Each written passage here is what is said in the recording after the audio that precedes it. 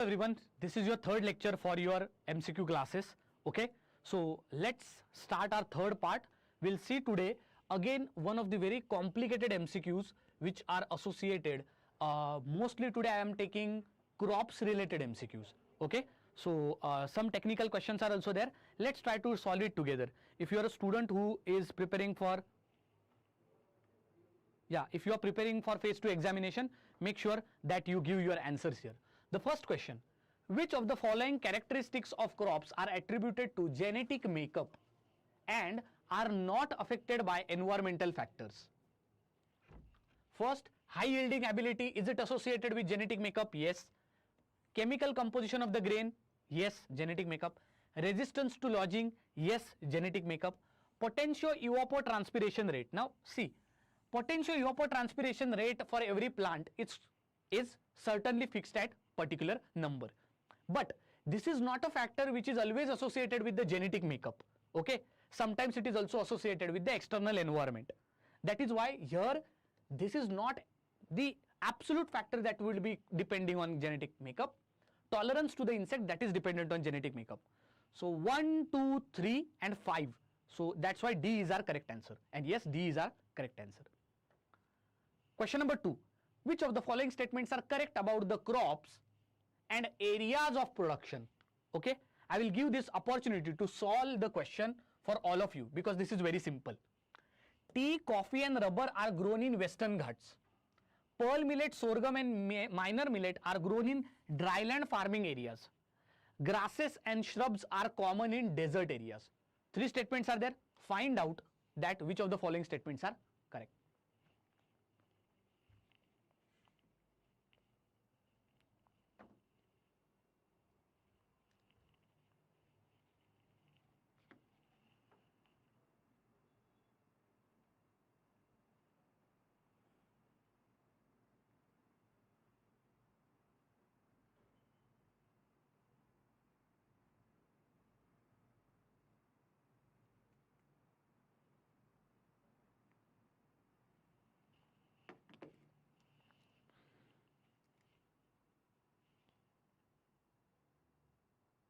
Anybody? Come on, give the answers. If you don't know, write a pass in the comments. Just write pass. But if you know the answer, please give a tick.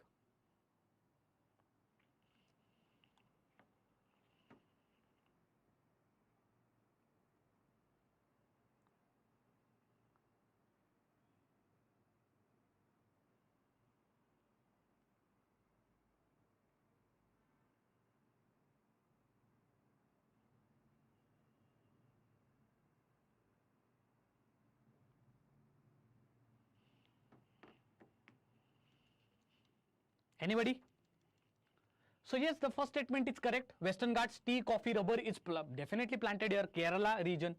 Pearl millet, sorghum, minor millet are grown in dryland farming areas. Yes, these are your drought resistant crops, and grasses and shrubs are commonly in desert. Yes, that's also true. So here E will be the correct answer. All the statements are correct. Which of the following statements are correct about solar radiation? Okay. So first we are talking about photosynthetically active radiation, PAR.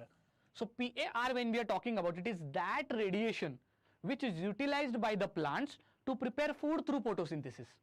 So wavelength is 300 to 700 nm, which does not make any sense. Why? Because if you see, the wavelength is 400 to 700 nm. Are we clear? So this is the overall photosynthetically active radiation with the wavelength of 400 to 700 nm. The proportion of light spectrum is utilized by the plants for photosynthesis. And next, photoperiodism, which we are talking about. What is photoperiodism? It is nothing but whenever a biological changes happen in a plant, and that is completely dependent on how much sunlight that plant will be requiring. So there are some plants which are called as short day plants and long day plants. If a plant is receiving less than 12 hours of sunlight and it is able to flower or mature biologically, then that is called a short day plant. If a plant requires more than 12 hours of light, then that is called as your long day plant. So this is the point here. Second is response of a plant to the day length. How much day length, that means how much hours of sunlight is required. Next, solar radiation controls the distribution of temperature and thereby distribution of crops in the region. all statements are correct, but as I told you, first statement is wrong. Therefore, 2 and 3 will be the answer, that is C, and we move to the next question. Which of the following statement is correct? Which of the following statement is correct? Photoperiodism is the response of the plant to the day length. Photoperiodism to the day length. It is biological response to change the proportion of the light and dark in 24-hour daily cycle. That's true. In 24-hour daily cycle, if a plant requires more than 12 hours, then that is called as long day. If it is requiring less than 12 hours, it's called a short day. Phototropism is nothing but response of plant to light direction. So suppose sunflower is there, it is in this particular direction when sun rises there, and then it turns out and moves according to the movement of the sunlight. That is phototropism. And photosensitivity is nothing but sensitivity to the light condition because of plants are having certain photoreceptors. Okay, so all the three statements, if you read through it, all three statements are correct. Therefore, E is our answer. Let's move to the next question. Next question, try to solve. Which of the following statements is incorrect about photoperiodism? A long day plant has length of more than 24 hours. Rice and sunflower are example of long day plant. Short day plant has growing period of day length of less than 24 hours. And barley and carrot cabbage are example of short day plant. Now try to understand. As I already told you, it's not about 24 hours but rather 12 hours. So first and third statement are completely wrong. Second, rice, sunflower are example of short day plants, and barley, carrot, cabbage are example of long day plants. So the second and fourth statement is actually interchanged with each other for creating confusion. The incorrect statement are asked. All of the above is your answer because all the statements are wrong here. So it's about 12 hours, not 24 hours. Are we clear here?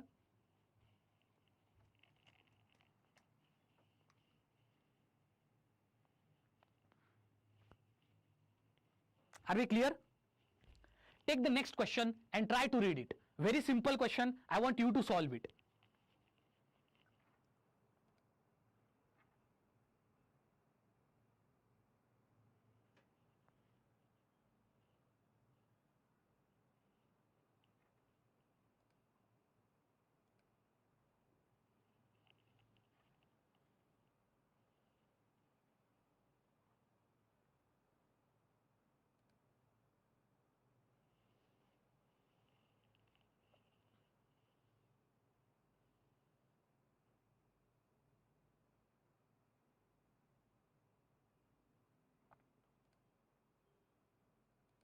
Yes, anybody? Try to answer, guys. This is so very simple question. One marker question can come. Which instrument is used to measure wind velocity? Hygrometer for moisture in air. Barometer for pressure. Okay. Thermograph for what? Thermograph? Anybody? So the answer here for wind velocity, to measure the wind speed, anemometer is used. Thermograph, when we are talking about, it is used for gas and liquid displacement in a particular column. Okay. Next, which of the following statement is correct about soil moisture? And the statements have been given. Try to find out the answer. The moisture range between field capacity and permanent wilting point is available to the plants. Moisture range between field capacity. What is field capacity? So field capacity is nothing but, suppose a field is there, a complete irrigation or a full water whenever will fill this particular field, that will be called as field capacity for that particular crop. Okay. So when water is available beyond, when water is available up to its fullest capacity for a particular crop in a field, that is called as field capacity. Permanent wilting point is nothing but the minimum level of water requirement in a plant beyond which the plant will undergo a permanent dry phase, or wilting point is nothing but to become dry.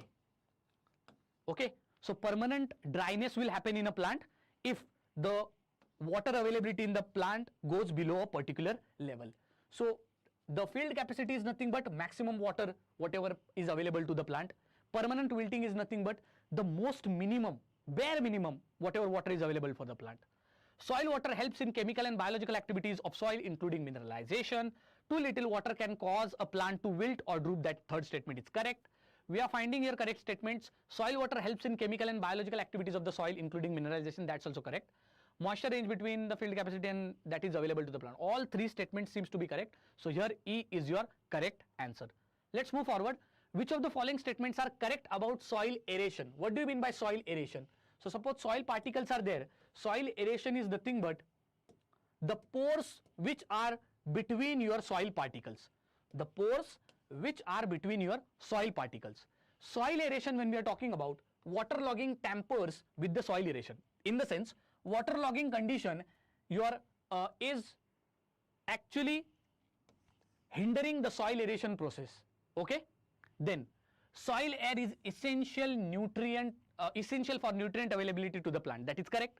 Soil air is important for proper decomposition of organic matter. That is also correct. What about the first statement? So try to understand. Soil aeration happens first basically at a level of the soil particulates, and then the waterlogging condition if happens, that will benefit because of soil aeration. So waterlogging condition will not tamper the soil aeration as such. Okay, so the first statement is definitely wrong here. 2 and 3 here will be correct. So that's what the answer is. 2 and 3 are correct. Which of the following statements are correct about oxygen requirement for crops? Very important question. Try to answer this. Little bit technical in nature, but definitely could improve some of your knowledge associated with oxygen.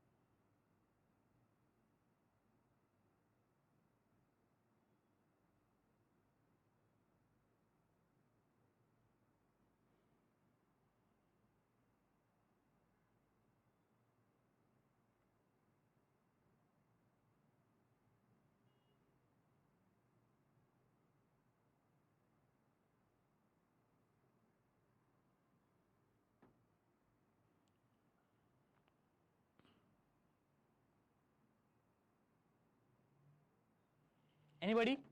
Can anybody answer? Yes. Potato, tobacco, cotton, linseed, tea, legumes need low O2 in soil air. Rice requires high level of O2 and can tolerate waterlogged, that is absence of O2 condition. Okay? Then root growth is decreased due to decrease in oxygen and increase in concentration of carbon dioxide. Read all the statements. We have to find which is correct. Okay, which is correct.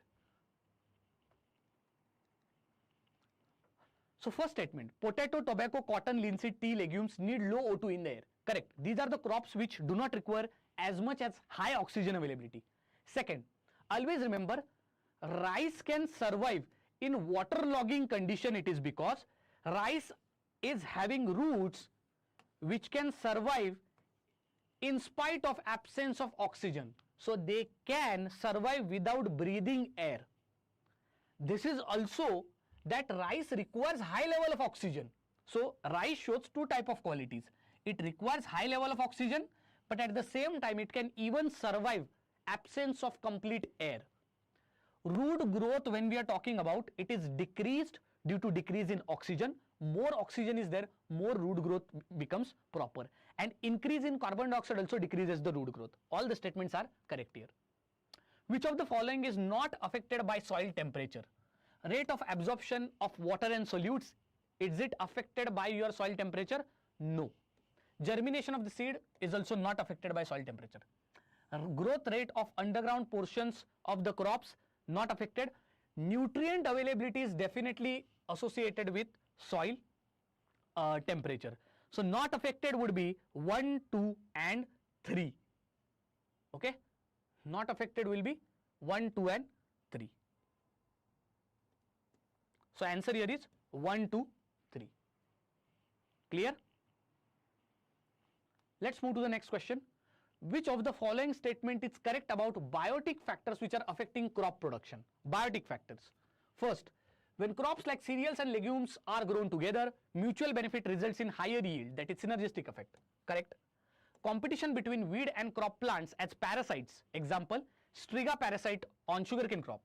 Competition between plants occur when there is demand for nutrients, moisture, sunlight, particularly when there is short supply or when plants are closely spaced. Okay, got it?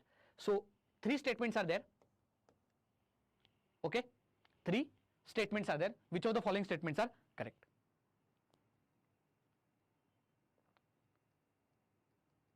So if you look at these 3 statements, you'll understand that all of these are correct. Okay, so all of these are correct. All of the above. Next, which of the following statements are correct about biotic factors affecting crop production? First, topographical factors affect the crop growth directly. That's true. Steepness of slope, it results in runoff of rainwater and loss of nutrient-rich topsoil. That is also true. That is why your trench farming is there. Sorry, that is why your bench farming or your overall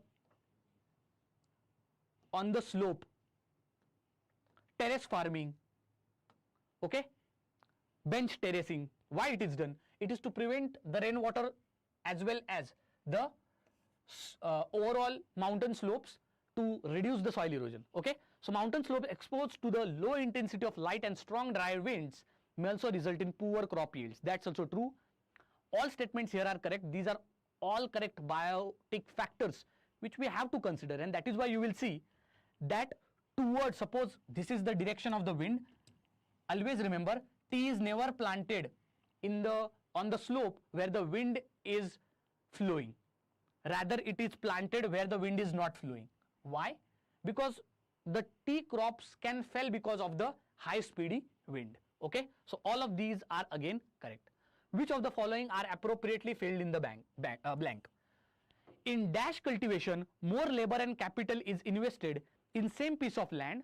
The land remains fixed in quantity while other factors are increased.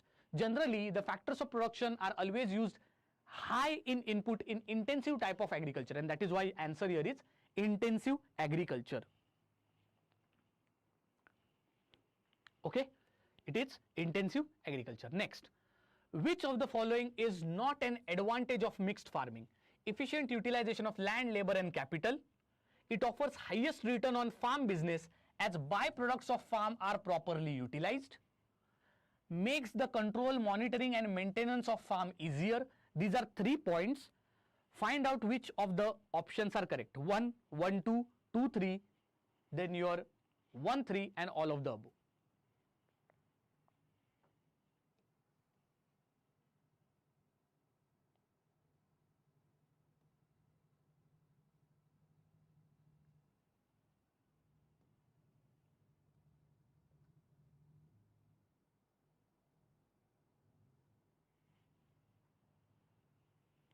Come on guys, answer. Very simple.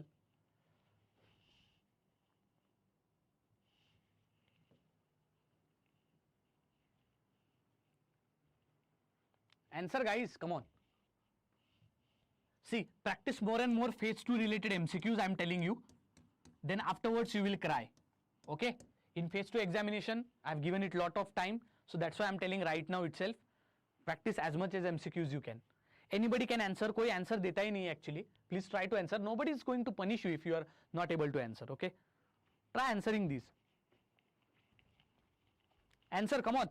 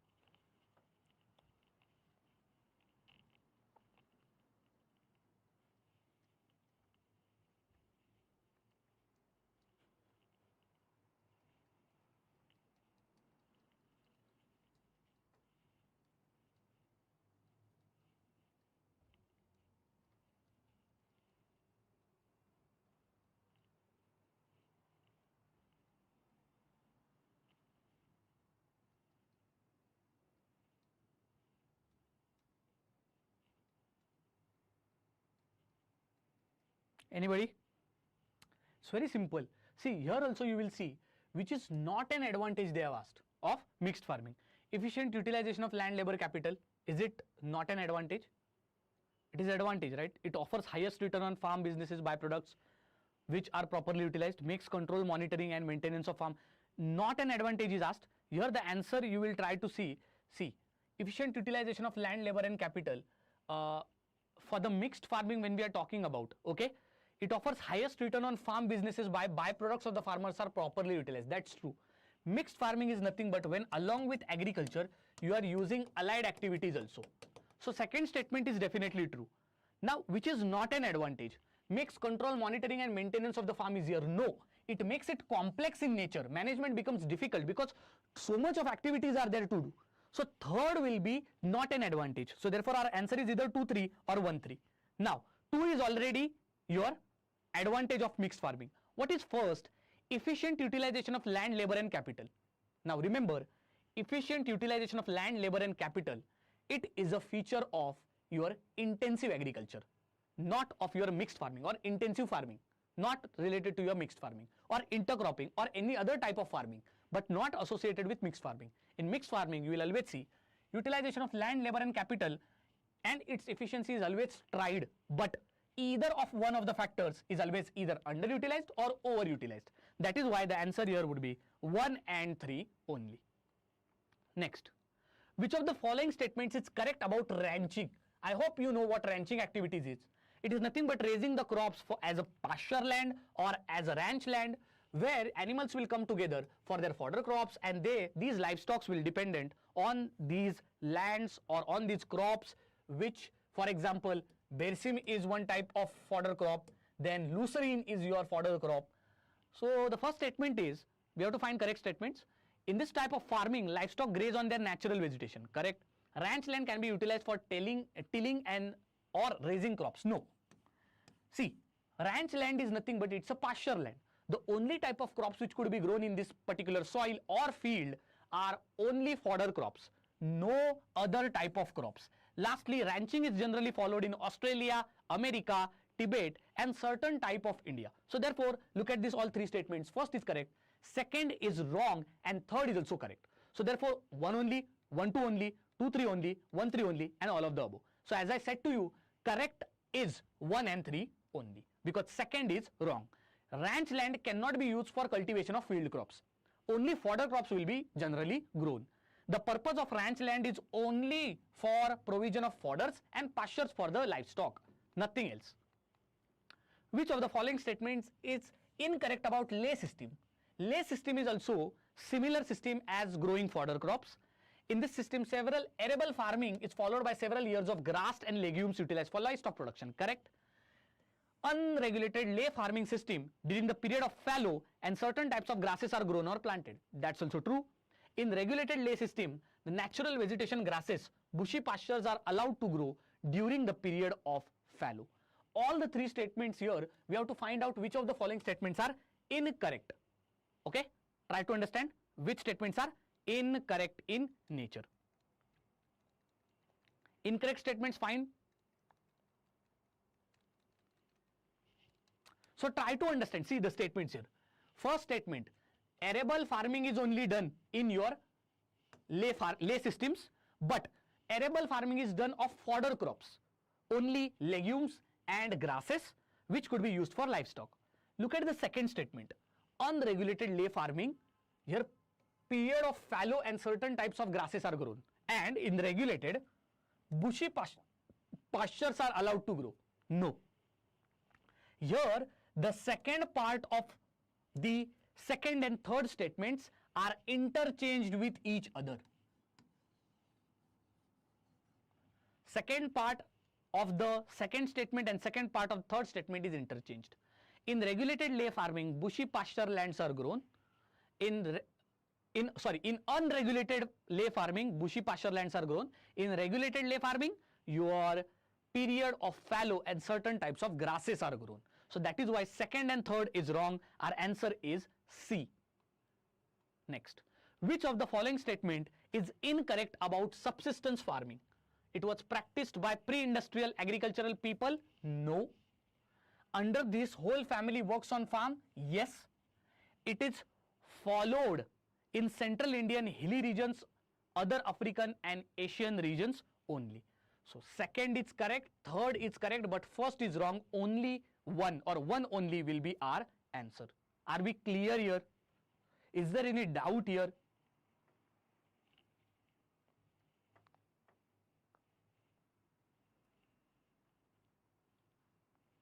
Any doubt?